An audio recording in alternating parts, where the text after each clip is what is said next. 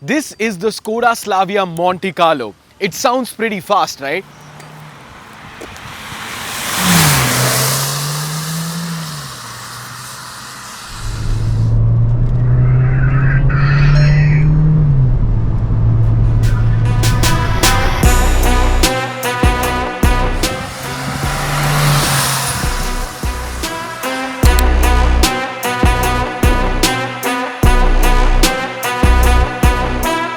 The Monte Carlo nameplate isn't just something Skoda has pulled out of the hat. It actually carries some motorsport heritage. The Monte Carlo rally stage is a place where Skoda has dominated in motorsport years on years. So why have they slapped it on a Skoda Slavia 1.5 TSI? In the case of the Slavia and the Kushaq, for a matter of fact, the Monte Carlo nameplate is a trim level and you get quite a lot of cosmetic differences in it. This thing is finished only in this super flashy red color. Apart from the anniversary edition Monte Carlo, which is finished in black with red accents, this car looks super flashy, especially in this gloomy weather in monsoon. With the Monte Carlo badge, you also get basically the whole car blacked out from factory.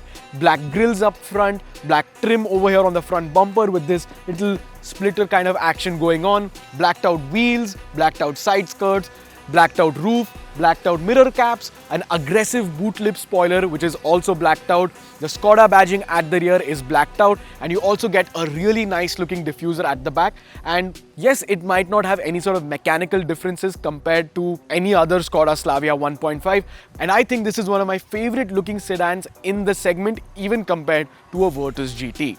The interior of the Monte Carlo has also taken a sportier touch. Everything in the interior has also followed the same black and red theme. The dashboard has piano black trim with red accents. The air vents have also been blacked out. The headliner is blacked out. The seats have the same red and black thing going on with the Monte Carlo logo embossed on the headrest, and everything just looks super sporty and honestly very nice. And the thing that I like about the Monte Carlo is that the Prestige, which is the top end model of the Slavia lineup, the Monte Carlo and the Prestige are the exact same price. And honestly speaking, someone who's 24 years old, I would choose the Monte Carlo every single day over the Prestige because it just looks better, looks a little bit more purposeful. And honestly speaking, I find this blacked out interior much nicer to sit in as well.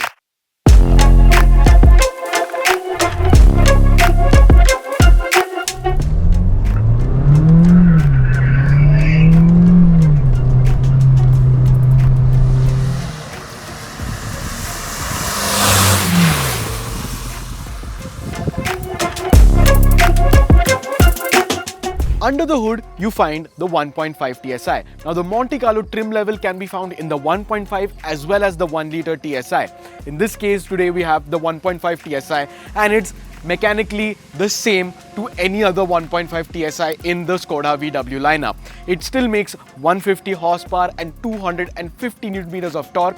The Slavia unfortunately does not get this 6-speed manual with this particular engine anymore. That is only reserved for the Virtus now, and this car is paired to the 7-speed dual clutch gearbox called the DQ200. And honestly, it's a very nice, pretty goated setup, smooth to drive, smooth in the city now, very efficient on the highways, and when you want to punch it, it actually goes pretty hard.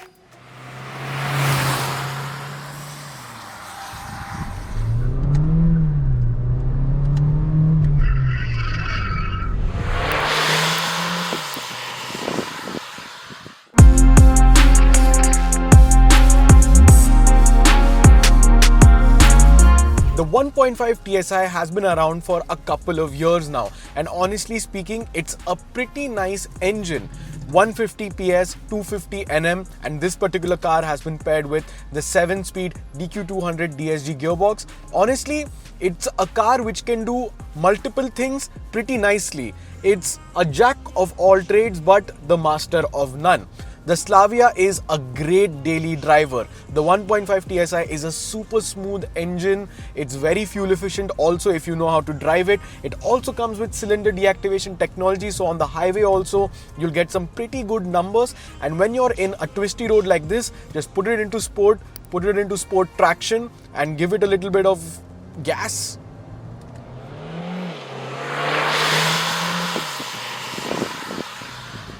It does pick up pace quite swiftly. But the thing is, the Monte Carlo badge doesn't signify something like the VRS badge does. This is not a proper practice in making the Slavia into a driver's car. It is just a very nice trim level in the Slavia lineup. The Monte Carlo badge is more for the looks, the cosmetics and the interior experience of the Slavia rather than the mechanical wizardry that the VRS badge comes with. This still is the same 1.5 TSI, making the same power with the same suspension, with pretty much everything else mechanically identical to the Prestige 1.5 model. And if you ask me, that's not a bad thing, because the thing is, the Monte Carlo is the same price as a Prestige 1.5. So I'm not going to complain about it, because you're getting a much more sportier car, something that's definitely more appealing to me as a buyer since I'm only 24 years old. This is a trim level which is much more appealing to me than the Prestige, because, well, I got to be honest, the Prestige variant is a little bit uncle spec for me, whereas the Monte Carlo I would genuinely consider if I have a budget of around 22 lakh rupees or something of that sort. My only complaint is that they should have kept the 1.5 TSI with the 6-speed manual gearbox option.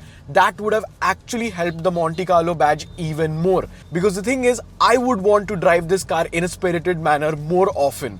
And the DSG is great and all, but trust me, the 6-speed manual in these 1.5 TSI engines is where it's at. But that's not to say that the DSG is not fun to drive. It does shift pretty nicely, downshifts are crisp, sometimes the upshifts are a little bit laggy. You get paddle shifter steering from the factory, which is a really nice touch. Again, one more thing that Skoda could have done, Again, one more thing that maybe Skoda could have done to just differentiate the Monte Carlo a little bit more is a different steering, because this is the same 2-spoke steering that you get in the Kushaq, in the Slavia, in the Kodiaq and a bunch of other cars. So maybe the steering could have had a little bit of a differentiation, but I'm just nitpicking at this point, because honestly speaking, since the Prestige and the Monte Carlo are at the same price point, I would 101% choose the Monte Carlo over the Prestige, because it just feels like a bit of an occasion when you sit in it.